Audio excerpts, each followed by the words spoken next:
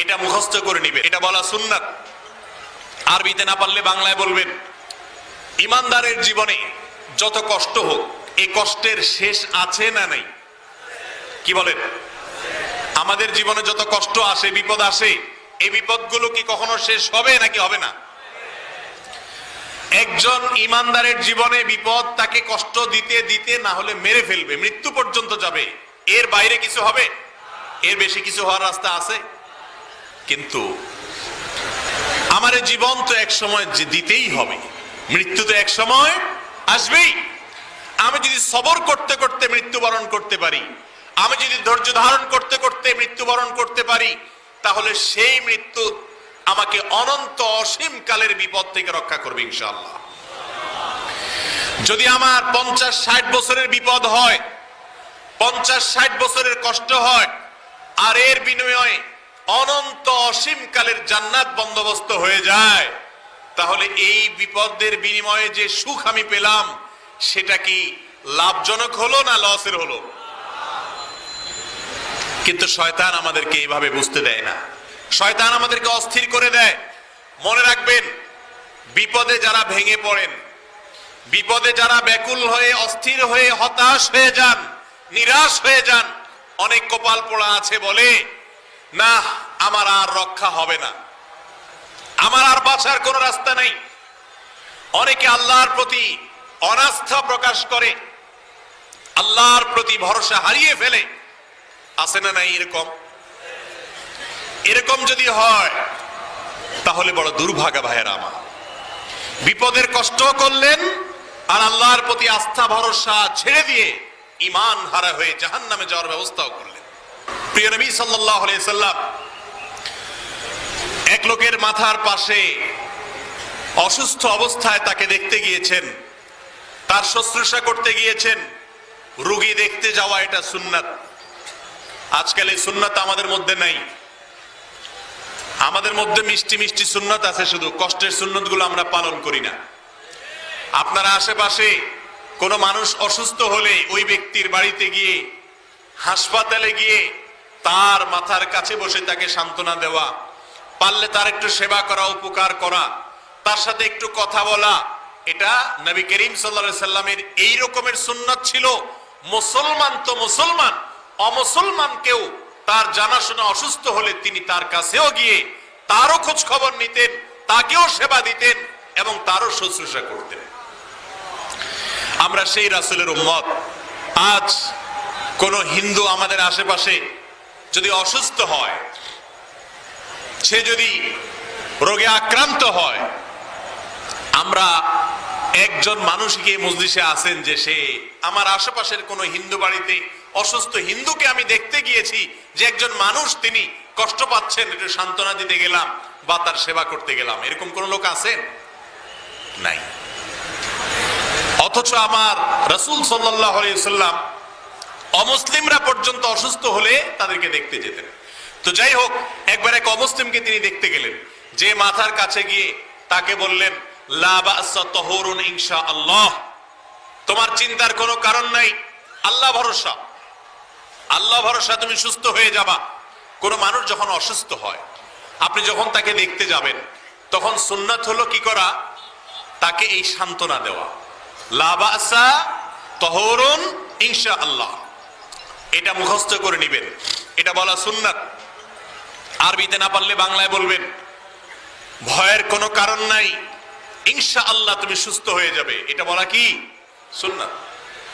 রোগীকে হতাশ করা এটা জায়েজ নাই।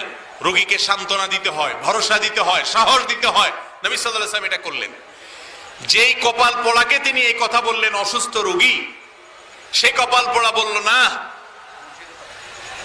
না, এই অসুস্থতা থেকে আমার আর রেহাই হবে না, আর রেহাই হবে না আমার। নবীর মুখের উপরে কথা। নবী সাল্লাল্লাহু আলাইহি ওয়াসাল্লাম বলছেন, আল্লাহ চাহেন তো তুমি সুস্থ হয়ে যাবে।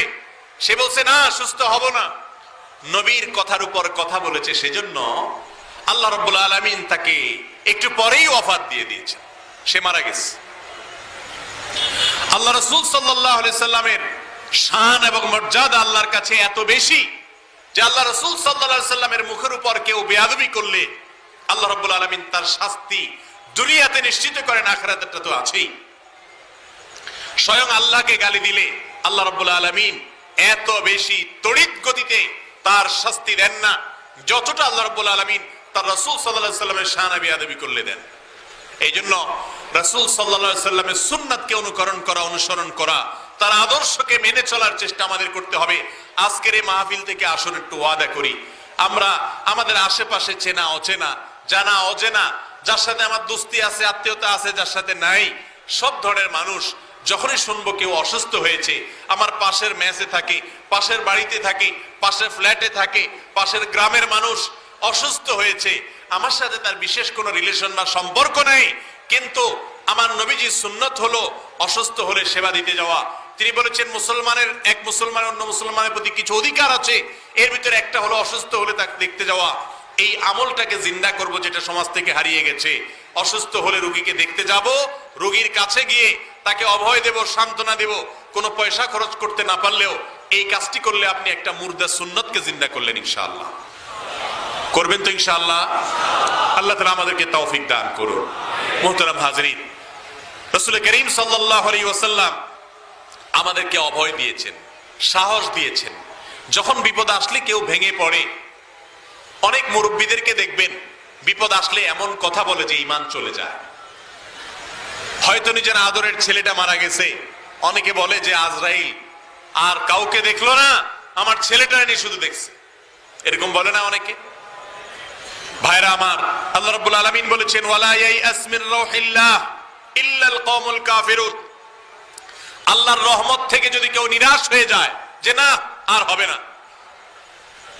অনেক সময় আমরা অনেক ভাইরা আছে না জেনে বলে ফেলে, মূর্খতার সাথে কুফরি কালাম বলে ফেলে, বলে আল্লাহ নেমে আসলেও পারবে না। নাউজুবিল্লাহ। আল্লাহ পারবে না এমন কোন কাজ আছে? আল্লাহ রাব্বুল আলামিনের গুণবাচক নাম হলো কাদির, ফাআলুল লিমা ইয়াশা। আল্লাহ যা ইচ্ছা তা করতে পারেন, সব কিছু করতে আল্লাহ সক্ষম। আল্লাহর সক্ষমতার বাইরে, আল্লাহর ক্ষমতার বাইরে কোনো কিছু আছে? যদি কোনো মুসলমানের সন্তান বলে যে আল্লাহ নেমে আসলো এটা পারবে না, তাহলে তার ঈমান থাকবে? সে আল্লাহর এই গুণবাচক নামকে অস্বীকারী হিসাবে বিবেচিত হবে এবং এটি ঈমান বিধ্বংস করার মতো উক্তি হবে। তওবা করে ইসলামে আবার আসতে হবে। অতএব ভাইরা আমার, বিপদ মুসিবত জীবনে আসবেই। বিশেষ করে যারা আমার যুবক ভাইরা আছেন, যারা এখনো বাপের হোটেলে খান, যাদের এখনো নিজের জীবনের মূল পর্ব শুরু হয় নাই, তারা এখনো দেখেন নাই দুনিয়াটা কত কঠিন। কি বলেন? যারা এই পথে চলে গেছেন তারা জানেন কত রকমের বিপদ আসতে পারে, সমস্যা হতে পারে। এই সমস্ত বিপদের সময় হাসি মুখে সেটাকে বরণ করে নেওয়া, আল্লাহর ফয়সালায় সন্তুষ্ট হওয়া। বিপদ হয়েছে এই কথা মনে করা যে এর মাঝে আমার কল্যাণ আছে, এর মাঝে আমার কি আছে? কল্যাণ আছে। অনেক সময় আমাদের বিপদ হয়, ধরেন আপনি ঢাকা যাবেন, গাড়ি ছুটে গেছে, আপনি যেতে যেতে দেখলেন বাস ছেড়ে দিয়ে চলে গেছে, আপনার বাসটা মিস হয়ে গেছে, লাস্ট ট্রিপ ছিল, যেতে পারেন নাই, মেজাজ গরম হয়, হওয়াটাই স্বাভাবিক, মনটা খারাপ হয়। কিন্তু এমন যদি হয় যে ওই বাসে যাওয়াটা আপনার জন্য অকল্যাণের ছিল, আল্লাহ বরং আপনাকে বাঁচিয়ে দিয়েছেন, তাহলে সেটা ভালো না খারাপ? আল্লাহ রাব্বুল আলামিন বিপদ আপদে পাহাড়ের মতো ধৈর্য ধারণ করার তৌফিক আমাদেরকে দান করুন।